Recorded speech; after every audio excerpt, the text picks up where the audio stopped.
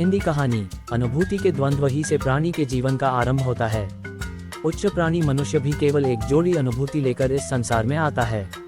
बच्चे के छोटे से हृदय में पहले सुख और दुख की सामान्य अनुभूति भरने के लिए जगह होती है। पेट का भरा या खाली रहना ही ऐसी अनुभूति के लिए पर्याप्त होता है। जीवन के आरंभ में इन्हीं दोनों के चिद हंसना और रोना देखे जाते हैं, पर ये अनुभूतियां बिल्कुल सामान्य रूप में रहती हैं, विशेष विषयों की ओर विशेष रूपों में ज्ञानपूर्वक उन्मुख नहीं होती। नाना विषयों के बोध का विधान होने पर ही उनमें संबंध रखने वाली इच्छा की अनेक रूपता के अनुसार अनुभूति के भिन्न भिन्न योग संघटित होते हैं, जो भाव या मनोविकार कहलाते हैं। अतः हम कह सकते हैं कि सुख और दुख की मूल अनुभूति ही विषय भेद के अनुसार प्रेम, हास, उत्साह, आश्चर्य, क्रोध, भय, करुणा, घृणा इत्यादि मनोविकारों का जटिल रूप धारण करती है। जैसे यदि शरीर में कहीं सुई चुभने की पीड़ा हो तो केवल सामान्य दुख होगा, पर यदि साथ ही यह ज्ञात हो जाए कि सुई चुभाने वाला कोई व्यक्ति है तो उस दुख की भावना कई मानसिक और शारीरिक वृत्तियों के साथ संश्लिष्ट होकर उस मनोविकार की योजना करेगी जिसे क्रोध कहते हैं। जिस बच्चे को पहले अपने ही दुख का ज्ञान होता था, बढ़ने पर असमलक्ष्यक्रम अनुमान द्वारा उसे और बालकों का कष्ट या रोना देखकर भी एक विशेष प्रकार का दुख होने लगता है, जिसे दया या करुणा कहते हैं। इसी प्रकार जिस पर अपना वश न हो ऐसे कारण से पहुंचने वाले भावी अनिष्ट के निश्चय से जो दुख होता है वह भय कहलाता है। बहुत छोटे बच्चे को, जिसे ये निश्चयात्मिका बुद्धि नहीं होती, भय कुछ भी नहीं होता।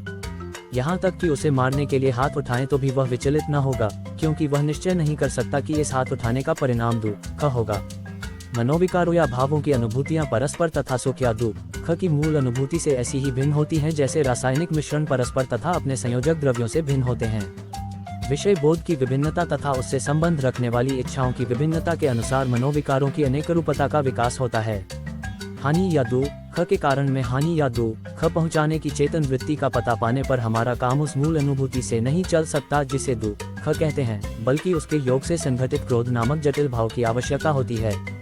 जब हमारी इंद्रियां दूर से आती हुई क्लेशकारिणी बातों का पता देने लगती हैं, जब हमारा अंतःकरण हमें भावी आपदा का निश्चय कराने लगता है, तब हमारा काम दुख मात्र से नहीं चल सकता, बल्कि भागने या बचने की प्रेरणा करने वाले भय से चल सकता है। इसी प्रकार अच्छी लगने वाली वस्तु या व्यक्ति के प्रति जो सुखानुभूति होती है, उसी तक प्रयत्नवान प्राणी नहीं रह सकता, बल्कि उसकी प्राप्ति, रक्षा या संयोग की प्रेरणा करने वाले लोभ या प्रेम के वशीभूत होता है। अपने मूल रूपों में सुख और दुख दोनों की अनुभूतियां कुछ बंधी हुई शारीरिक क्रियाओं की ही प्रेरणा प्रवृत्ति के रूप में करती हैं। उनमें भावना, इच्छा और प्रयत्न की अनेक रूपता का स्फुरन नहीं होता। विशुद्ध सुख की अनुभूति होने पर हम बहुत करेंगे, दांत निकालकर हंसेंगे, कूदेंगे या सुख पहुंचाने वाली वस्तु से लगे रहेंगे। इसी प्रकार शुद्ध दुख में हम बहुत करेंगे, हाथ पैर पटकेंगे, रोएंगे या दुख पहुंचाने वाली वस्तु से हटेंगे, पर हम चाहे कितना ही उछल कूद कर हंसें, कितना ही हाथ पैर पटक कर रोएं, इस हंसने या रोने को प्रयत्न नहीं कह सकते। ये सुख और दुख के अनिवार्य लक्षण मात्र हैं जो किसी प्रकार की इच्छा का पता नहीं देते। इच्छा के बिना कोई शारीरिक क्रिया प्रयत्न नहीं कहला सकती। शरीर धर्म मात्र के प्रकाश से बहुत थोड़े भावों की निर्दिष्ट और पूर्ण व्यंजना हो सकती है। उदाहरण के लिए कंप को लीजिए। कंप शीत की संवेदना से भी हो सकता है, भय से भी, क्रोध से भी और प्रेम के वेग से भी। अतः जब तक भागना, छिपना या मारना, झपटना इत्यादि प्रयत्नों के द्वारा इच्छा के स्वरूप का पता न लगेगा, तब तक भय या क्रोध की सत्ता पूर्णतया व्यक्त न होगी। सभ्य जातियों के बीच इन प्रयत्नों का स्थान बहुत कुछ शब्दों ने लिया है। मुंह से निकले हुए वचन ही अधिकतर भिन्न भिन्न प्रकार की इच्छाओं का पता देकर भावों की व्यंजना किया करते हैं। इसी से साहित्य मीमांसकों ने अनुभाव के अंतर्गत आश्रय की उक्तियों को विशेष स्थान दिया है। क्रोधी चाहे किसी और झपटे या न झपटे, उसका ये कहना ही कि मैं उसे पीस डालूंगा, क्रोध की व्यंजना के लिए काफी होता है। इसी प्रकार लोभी चाहे लपके या न लपके, उसका कहना है कि कहीं वह वस्तु हमें मिल जाती, उसके लोभ का पता देने के लिए बहुत है। वीर रस की जैसी अच्छी और परिष्कृत अनुभूति उत्साहपूर्ण उक्तियों द्वारा होती है, वैसी तत्परता के साथ हथियार चलाने और रण क्षेत्र में उछलने कूदने के वर्णन में नहीं। बात यह है कि भावों द्वारा प्रेरित प्रयत्न या व्यापार परिमित होते हैं, पर वाणी के प्रसार की कोई सीमा नहीं। उक्तियों में जितनी नवीनता और अनेक रूपता आ सकती है या भावों का जितना अधिक वेग व्यंजित हो सकता है, उतना अनुभाव कहलाने वाले व्यापारों द्वारा नहीं। क्रोध के वास्तविक व्यापार तोड़ना फोड़ना, मारना पीटना इत्यादि ही हुआ करते हैं, पर क्रोध की उक्ति चाहे जहां तक बढ़ सकती है, किसी को धूल में मिला देना, चटनी कर डालना, किसी का घर खोदकर तालाब बना डालना, तो मामूली बात है। यही बात सब भावों के संबंध में समझिए। समस्त मानव जीवन के प्रवर्तक भाव या मनोविकार ही होते हैं। मनुष्य की प्रवृत्तियों की तह में अनेक प्रकार के भाव ही प्रेरक के रूप में पाए जाते हैं। शील या चरित्र का मूल भी भावों के विशेष प्रकार के संगठन में ही समझना चाहिए। लोकरक्षा और लोकरंजन की सारी व्यवस्था का ढांचा इन्हीं पर ठहराया गया है। धर्म शासन, राज शासन, मत शासन सब में इनसे पूरा काम लिया गया है। इनका सदुपयोग भी हुआ है और दुरुपयोग भी। जिस प्रकार लोक कल्याण के व्यापक उद्देश्य की सिद्धि के लिए मनुष्य के मनोविकार काम में लाए गए हैं, उसी प्रकार किसी संप्रदाय या संस्था के संकुचित और परिमित विधान की सफलता के लिए भी सब प्रकार के शासन, चाहे धर्म शासन हो, चाहे राज शासन या संप्रदाय शासन, मनुष्य जाति के भय और लोभ से पूरा काम लिया गया है। दंड का भय और अनुग्रह का लोभ दिखाते हुए राज शासन तथा नरक का भय और स्वर्ग का लोभ दिखाते हुए धर्म शासन और मत शासन चलते आ रहे हैं।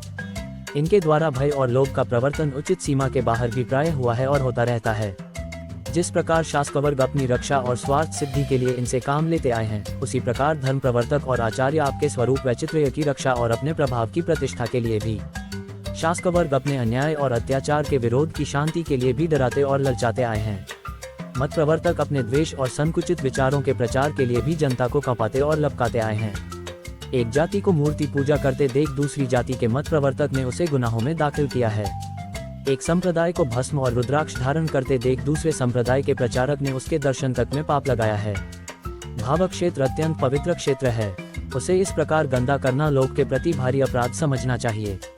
शासन की पहुंच प्रवृत्ति और निवृत्ति की बाहरी व्यवस्था तक ही होती है, उनके मूल या मर्म तक उनकी गति नहीं होती।